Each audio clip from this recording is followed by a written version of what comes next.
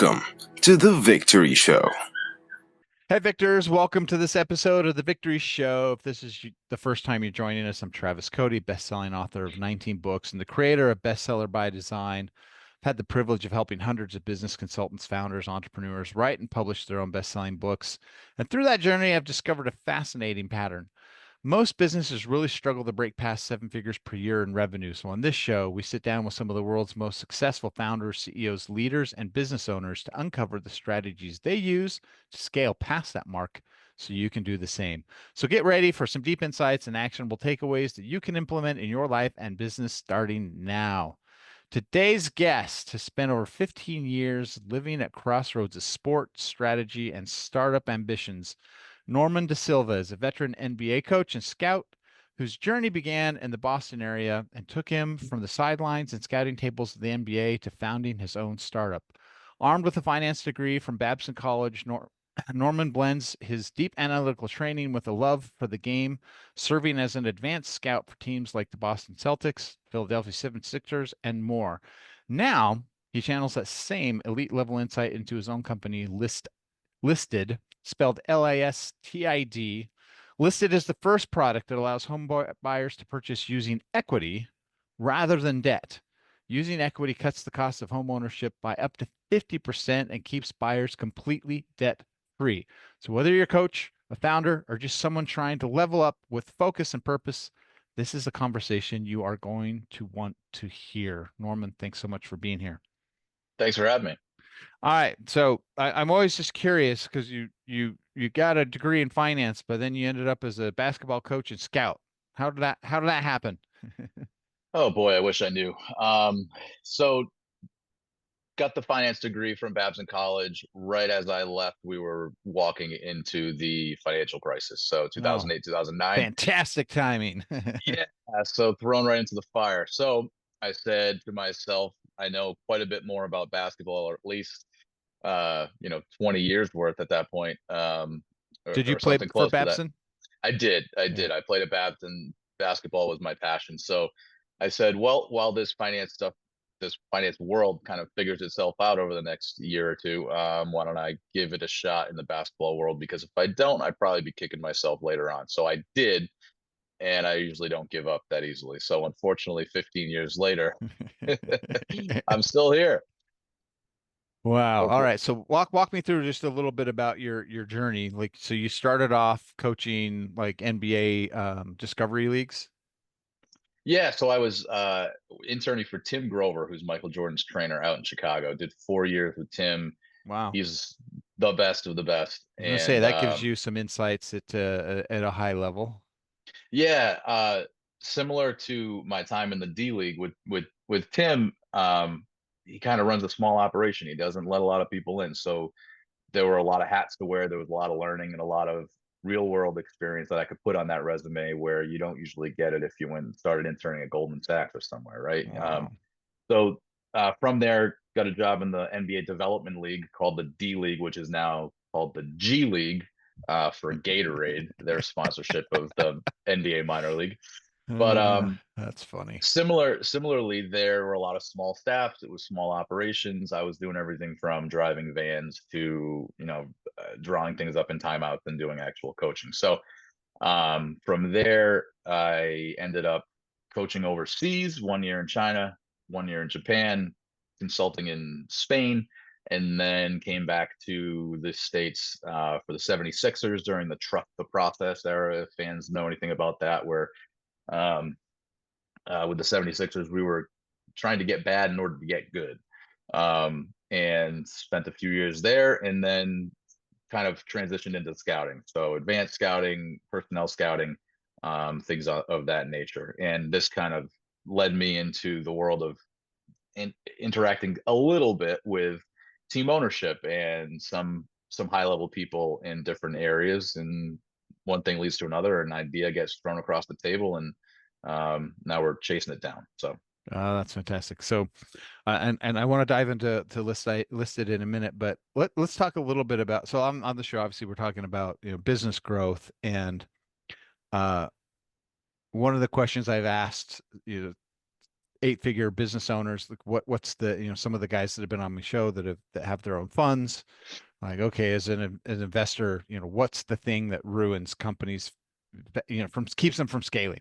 And 90% of them have said the owner not being able to let go of wearing all the hats. They want to do everything themselves. So what I want to do, I want to talk a little bit about basketball and leadership in basketball, and I would love to just hear your thoughts about sort of the comparisons of like how that translates into the business world, because I have a feeling there's probably some things business owners could learn if they were a coach that many of them seem to be missing. Yeah, for sure. I think you definitely nailed it there. There's on the way up, you're learning and you're kind of wearing all the hats, right? And you're figuring out every little aspect of every way the whole works. And then when you get to the top of the hole, if you still try to do that, it's impossible. Um, and so kind of being able to trust others, putting an emphasis on, you know, who's on your team, what hats they wear, right, and focusing on what they need rather than trying to do everything yourself. I think that's really sound advice. Um, as far as the coaching uh, overlap, I would say there was a portion there where I was reading a book about Thomas Jefferson. I think it was the John Meacham book on Thomas Jefferson, and it was right in the middle of the season, and it was something just to get yourself out of basketball a little bit so you can get back in, right? You become Yeah. so obsessed in the tunnel vision. And somebody had asked me, like, why would you waste your time reading about Thomas Jefferson when you could be reading about getting better at your craft? And I was kind of taken back and realized, oh my gosh, yeah, everybody just thinks that the craft is the craft and that's it. However, there's so much to learn from other areas. So in my estimation, I was like, yeah, I'm a basketball coach, but I'm for the very first time I was a head coach, and I'm trying to lead a group of people toward a common cause. And like, how could you learn about that better than somebody like a Thomas Jefferson or the Revolution, or throughout history, people who have rallied others around a cause which was not popular for whatever different reasons or self-interest. So I think there's a lot to learn, whether it be from basketball about entrepreneurship or from about history about basketball. There's so much overlap in really gathering people and getting them in the right direction, all headed towards the same end goal. So with that in mind, I guess I'll shut Let's up for talk a minute. about But dealing with, like, so you've got, there's the multiple things there, right? You got dealing with egos is one part, right? So there's, how do we deal with that? Like, how did you, motivate people when like maybe the season wasn't going good, right? Things are down. People have a tendency to like get stuck in this, so I would love to talk about a little bit about dealing with star egos, because companies yeah, have that, especially if you're a company that's got sales and one guy's doing better than everyone else. Um, yeah, I see, being in the NBA, I'm sure you've seen your share of guys that are the leaders having some interesting expectations around the gosh, way yeah. things should be done. Right? And how do we navigate that? So I've found that a lot of the model in the NBA that works right now is probably not the best, but it works for a short period of time, and that is kind of placating to the personalities of the people who have the most power, right? So players unfortunately have a lot more power than the coaches these days, and so the coaches placate to that as a survival mechanism. And I kind of took the opposite of approach. Now I wasn't an NBA head coach, so it's a little easier for me to say that. When I was a head coach, I was in China. I was dealing with guys who were just fresh off the NBA or trying to get back. So like Rashad McCants, Deron Perkins, Shavlik Randolph, guys that are on the verge. So they're big personalities. Rashad is one of the biggest. But I found that placating them is not a long-term strategy. And I've I found I think Jack Welch kind of coined the term radical candor, I think, or something to that effect, which is it, there's this belief that like everyone's self-interests don't align, right? Everyone wants to score 30, everyone wants to be the star, obviously. They and that's not necessarily what's in everyone's best interest. So trying to get player A and player D on the same page, that hey, player A, yes, it's important for you to be the guy on this team, right? And player D, it's really important for you to be a guy who only averages 7 points and does these specific things. that is in your best long-term interest, because the best interest for you personally is the best interest of the team, right? So in the scouting world, if we're evaluating players, I would much more highly value a player who's the fifth or sixth option on a championship team versus the second or third option on one of the worst teams in the league. So the interests of the individual are the interests of the team almost all the time, right? I haven't found a scenario where that's not true. Um, so trying to get them to realize that, and whatever their role is on that team, getting them to be the starter in that role, right? So I think it was Austin Eckler with the San Diego Chargers kind of said this, and it stuck with me. And he's kind of like the third down back, right? Or the guy that comes in, he's not the main running back. And he said, well, I'm the starter in that role, meaning I am the only person on planet Earth that is the third down back for the San Diego Chargers, right? That's mine. I own it. So just because it's not the role that you maybe want, own the one that you have. And then when you do get the role that you want, you'll be prepared for it, or you'll have those opportunities, right? You won't self-destruct and, try to do things that you can't do or that are beyond what you're asked to do. And those kind of usually hinder people. So um it's a long way, I guess, of saying getting people aligned to the same goal. It starts with the truth, right? You have to be really find the not the less harsh way of saying the truth, but just find the truth, whatever it is, and explain to them, even if it takes an hour or 2 hours or 3 hours of sitting down, going through, this is why this is in your best interest in the long term, rather than lying to them and say, hey, just that, that guy's going to be missing next week, and you're going to be able to take on a bigger role in the short term in the future, or this might happen or that might happen, which is going to be a break. It's nonsense. They can see through it, or the excuses or the reasons why they don't have the role that they think they should have, and you're going to deliver it for them. No, just tell them where you think they are.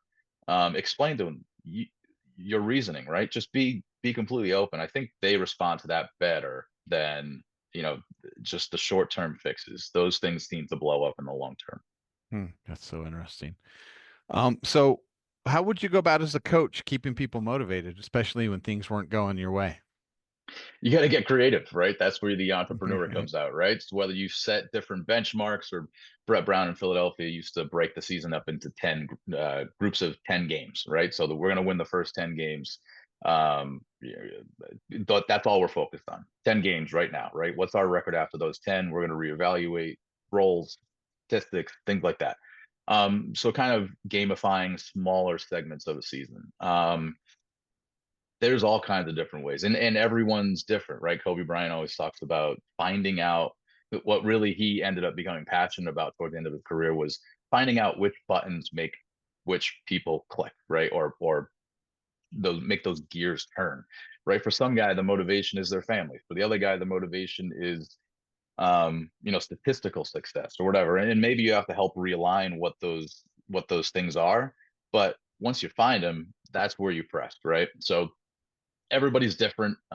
You got to try to work with them individually. I think the idea of, I treat everyone the same is kind of foolish and a little outdated. You do have to have some sort of standards, but not everyone is the same, right?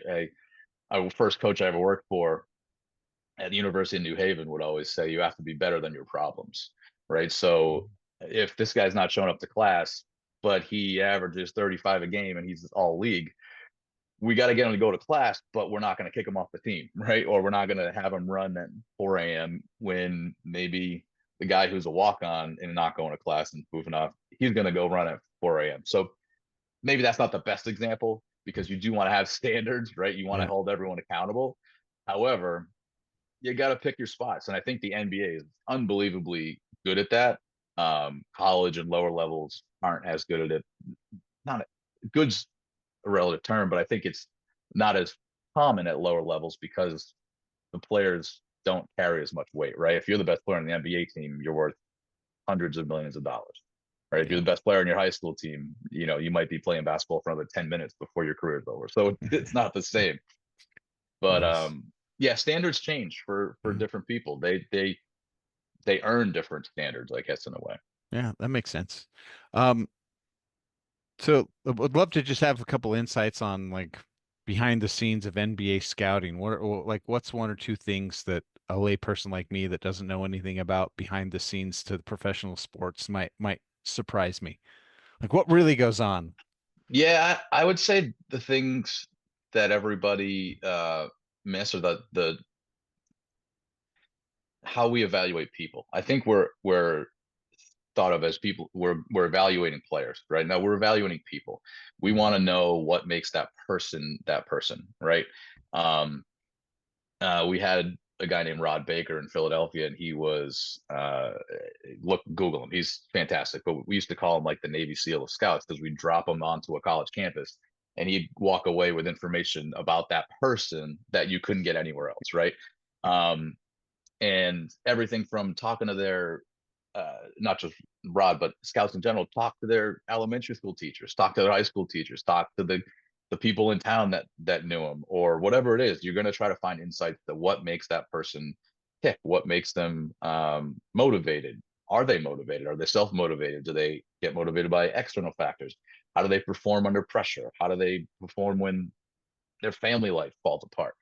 All of these things are just as important, or at least important enough to be in the conversation, compared to, how does he shoot his one dribble to the left pick pull up jump shot, um or what's his 3-point percentage on the left side of the court or the right side of the court, or all those metrics. So we're really investing in people, and I think that gets lost a lot of the time.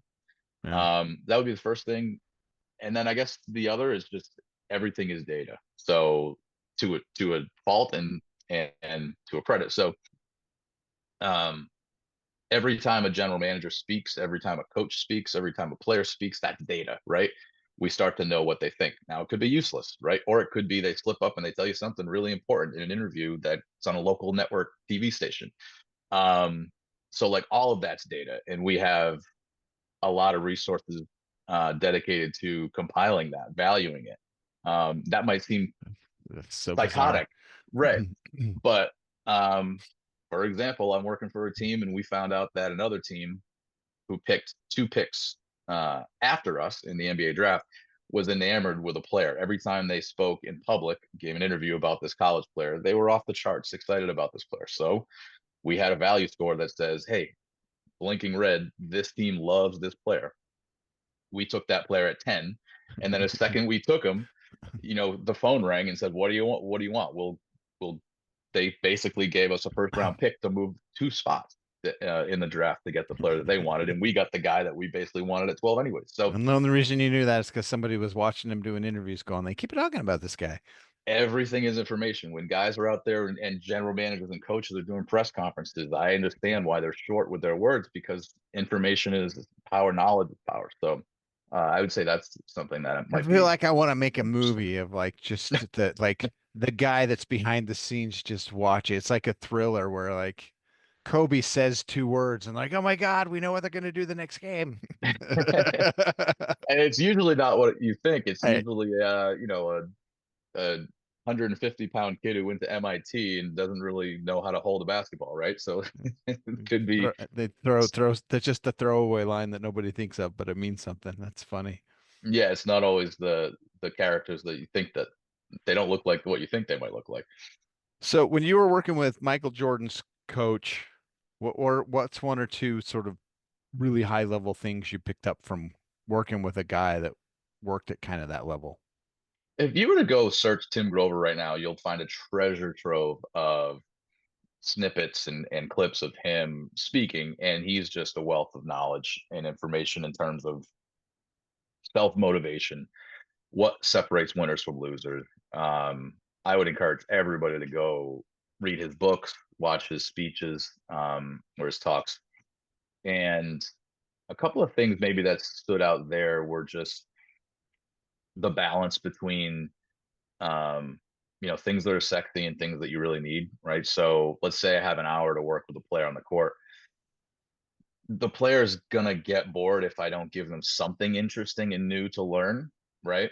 But that can really only be a small percentage of what they're there to do, because what they're there to really do is work, right? They need to do reps and get beat over the head with the same thing over and over, maybe different ways of doing the same thing, keeping them engaged and um, finding creative ways to get the same thing accomplished that looks different, right?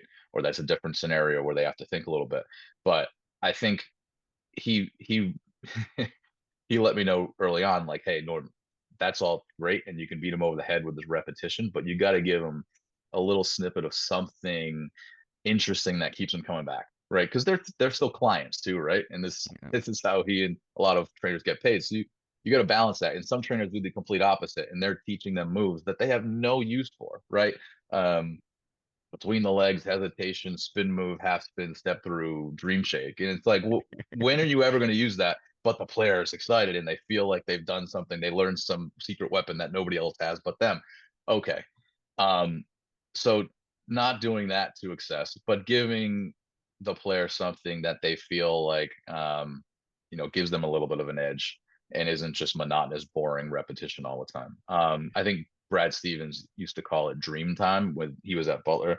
He would give his guys, a segment of practice. Hey, you're going to go work on something that you probably have no business working on, that you should put into your game, that you want to add to your game someday, but maybe you're not ready to, right? Whether it's a move, whether it's if you're a rebounder primarily and you want to work on your ball handling, whatever it is, that's going to keep them engaged, and that kind of hope and a little bit of excitement kind of Yeah. So, keeps everybody on board. well, so what's interesting about that is, like, the business sort of correlation of that is what Google was doing for the longest time, where, with their engineers, they would give them Friday off. Hey, we're going to Exactly. pay you for Friday, but come in and you work on whatever you want. Right. Right. And And so some of it's sort those of, things turn into things that we use today, yeah. right? Like those Yeah. little dream time sessions turn into, oh, wow, that's a really good idea. We should do something with that. So what's so fascinating about your story is that you're starting off in finance, you come out in like a crappy market that pushes you into the MBA, but then that ends up putting you into a position that you have access to a level of people that most people don't. So when you get this new idea for listed, now you're full circle back to kind of where you started, and like you're like, oh, it's 16 years, I gotta go blow off the dust off of my finance degree. And so let's talk Yeah. about let's talk about listed. I like the concept of this is amazing. So first off, I'd love to, when did the idea for listed start sort of forming for you? It was in that 2008, 2009 era, right? All the Because way the back then. Wow. the thing that was necessarily the seed that caused that was the subprime and basically this mortgage industry, right? Yeah. Mortgage-backed securities. Anyone who's watched The Big Short, it's a fascinating time in Yeah. history. Um, so started doing the entrepreneurial Babson-esque thing, which is pushing areas, asking questions. Why did this fail? Why does that work? Why do we do this the way we do it? Um, and that kind of led to a lot of conversations with some of my friends and classmates at Babson. And this was an idea that we kicked around for a while. And once I did start to have access, this was like, hey, shoot your shot with these billionaires and see if this is an idea that has legs, or if it's just something, just an idea that we were kicking around. So um did that. Turns out it was a pretty good idea, or so far. And yeah, that's what we're chasing down. That's kind of how it came about. So walk me through the principle of listed, and why is this sort of such a disruptor for the real estate market?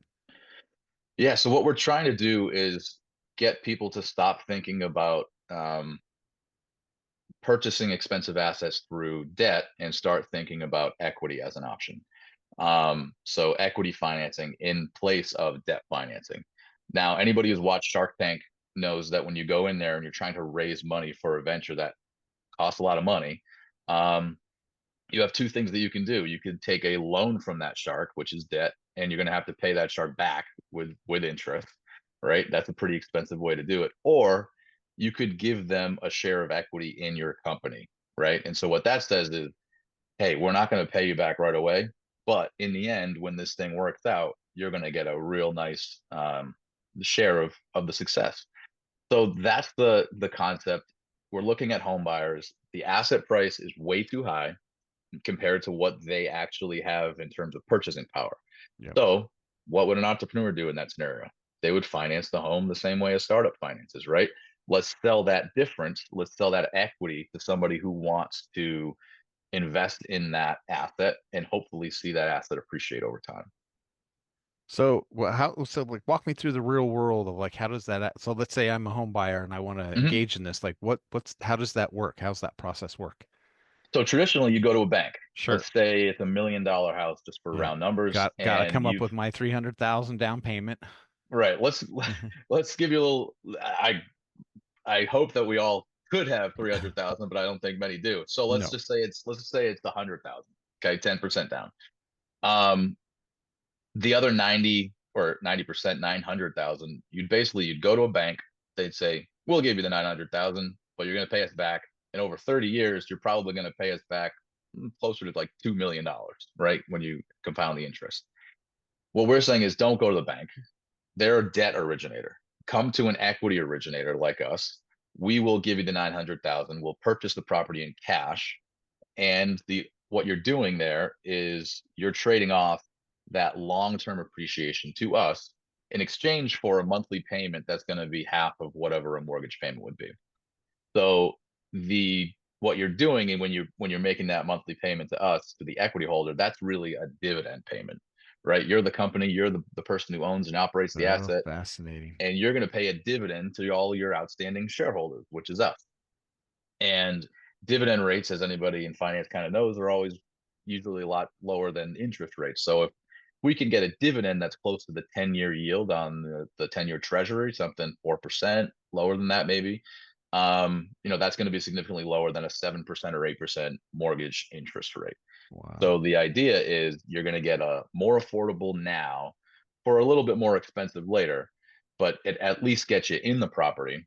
And when I say expensive, you're not going to have to come up with the cash. It's just going to be when that property liquidates, you're not going to get all of the payday per se, Sure. right?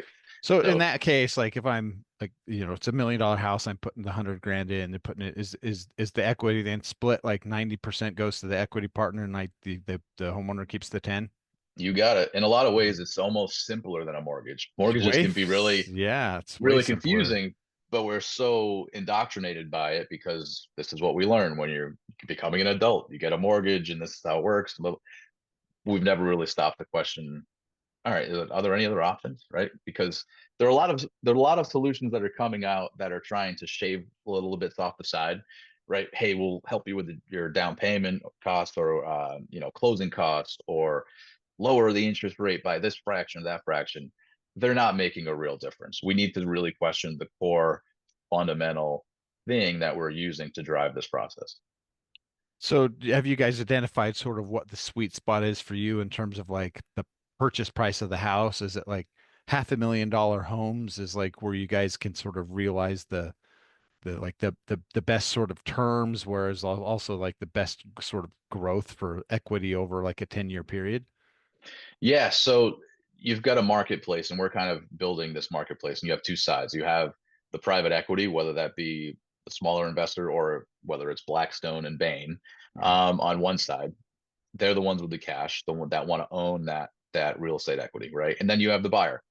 And the pairing of these two is a lot more efficient than having them compete, right?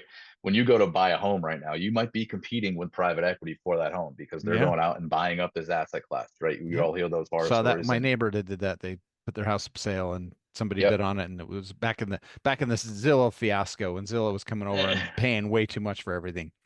Yeah, and to the point where Congress is talking about we should ban this, right? We shouldn't let private equity own these residential homes.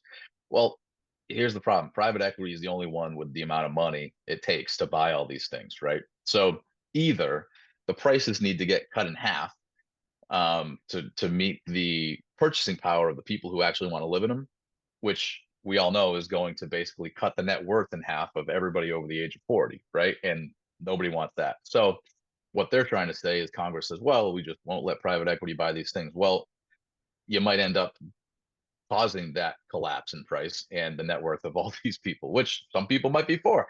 However, I think the more reasonable and free market way to do that is let those two parties partner rather than compete. So the private equity gets the relationship they want. They want the equity. They don't really want the work of being in the property, keeping it in good shape, doing all those things, and then having to rent it out, making sure it's occupied, and then be there when things happen and set up all these rules. And right.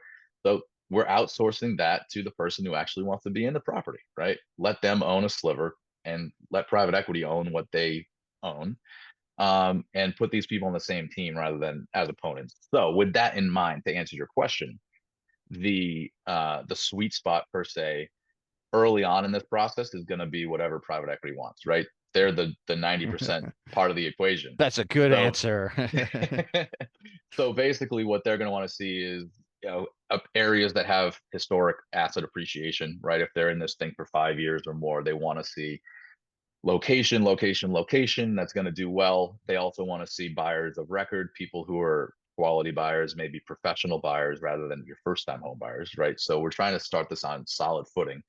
And that also includes higher down payments, right? Because that down payment means that person is more invested in that property. They're going to take care of it. So Yeah. the other mechanism I should mention is those buyers, the custodian of the asset, the person living in it who has to keep it in good condition, they're the ones that take any first losses on things like if 5 years from now the property goes to disrepair, right? And it's going to sell on the market for way less.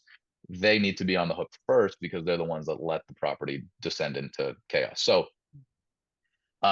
things like that, the sweet spot would be probably higher value properties closer to the $1 million valuation in locations that are going to do well over time and appreciate, with buyers who are buyers of record and good credit scores, etc., with higher down payments. So that doesn't sound like we're helping many people at all, right? But in order to get this thing off the ground and rolling in a way that scales and to a place where private equity trusts it, the market trusts it, and buyers trust it, then we can start, really pushing the boundaries of what the market wants. And there's a lot of private equity groups who said, "Hey, we'll take a 5% down if we have XYZ metrics that we think it's gonna meet, and these are what the payments are." So we can help those people eventually. But the first thing we got to do is make sure that we get this with a solid track record built in the right way. Well, it's fascinating though, because as a homeowner, then like for me, I'm coming in and I'm going, hey, great, I can, I want to get in this $1 million home, but I only have to put 150 down instead of, I think it's 20 is typical, right? You're right. But then I'm looking at it going, nah, I'm going to stay there for 10 years and then I'm going to sell and I'm gonna move. But even then, at that point, at the end of that 10 years, I'm still going to be walking away with, you know, roughly, whatever it is, Mhm. but without the like crazy insane loss for all the mortgage payments I would have made that whole decade. Right. You can only lose what you put up, right? Yeah. So, in some sense, a lot of people who bought in that financial crisis in 2008 or prior, they were underwater in mortgages, right? They're paying debt on a property at the level Yeah. of like $1 million Bought it at when the bought property is at only worth 500 five and it or dropped six to hundred. 150. Yeah. Right, exactly. Yeah. So you avoid that, right? You're kind of with offloading some of that upside. You're also offloading a lot of the risk, right? That asset price risk. So Yeah. the way we describe it on our website, I think, is basically pay what you have now and you pay the rest when you sell. So when the property sells, that's That's when private equity gets their such a share back. such a good tagline. So, all right, so you're moving to the Bay though, like, but what's your vision for listed then? Let's say this sort of vision out like, 5 years. We're in 2030. What's your vision for where you hope listed is at that point? I think at that point, people are going to start considering equity as a viable option for purchasing large assets way more than they do today. I wish that it weren't. I don't necessarily love the idea of debt anyways, right? However, um, we are creating this out of necessity because asset prices are out of reach, right? I wish it were a problem that we didn't have to solve, but we do. I would say I hope that 5 years from now, people are looking at, hey, I don't want to buy with a bank. That's, over 30 years, I'm going to pay 2.5 million on $1 million property. That doesn't seem smart. Why don't I be responsible about this and finance this by paying what I can now and getting a payment that I can afford, right? That helps me get into maybe a better house than I otherwise would. But I think people will see us as a legitimate option as an alternative to debt, right? There's a lot of people that debt will still make a lot of sense for, right? There's a lot of reasons why debt has dominated for so long and it came about. I would see us in 5 years starting to breach that ability to now help some of the first time home buyers, start to help people who are basically priced out of the market. But I do think these first couple of years are going to be focused on professional property managers, people who, or maybe smaller companies that own and operate homes. And it gives the private equity, a buyer of record, someone with a reputation that they can trust, that's done this before. And I think as we get going, I think the trust will open up. I think private equity will start to say, hey, this asset's doing really well. It's really low maintenance. We don't have to do anything. There's tax benefits involved. We can trade the equity, which means if I'm a private equity company, I own 90% of the home. I can maybe trade 4 or 5% of that home the same way I trade a stock, right? So they're going to build their portfolios with So diversified fascinating. homes, right? Wow. So that's where we're going. But I think it's gonna take a little bit of really a lot of work doing things like this to get the word out and have people become comfortable with equity um, as a method of financing, right?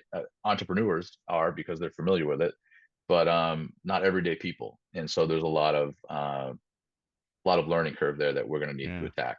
Oh, that's fantastic. All right. So somebody's listening to this, they're super fascinated. Maybe they want to engage, be one of your customers. How do they find you? What's the best way to get involved and listed in your world? Yeah, listed.us, listid.us is our site. And my information, if you wanted to email me personally, feel free to reach out. It's norman.desilva@gmail.com. That's my personal email address.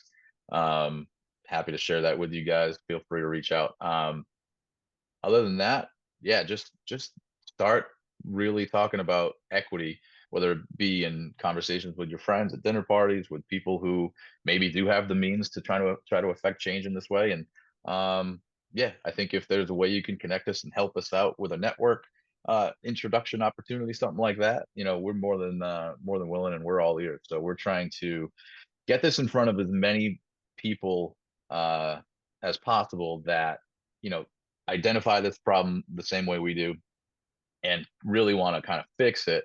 And we're only one small group here, so we were going to need some people in our army, so to speak, Yeah, trying to I help love it. solve this with us. Well, good thing you know your way around coaching. Yeah, All right, Norman, thanks so much for your time. This has been an amazing conversation. absolutely. I appreciate you having me.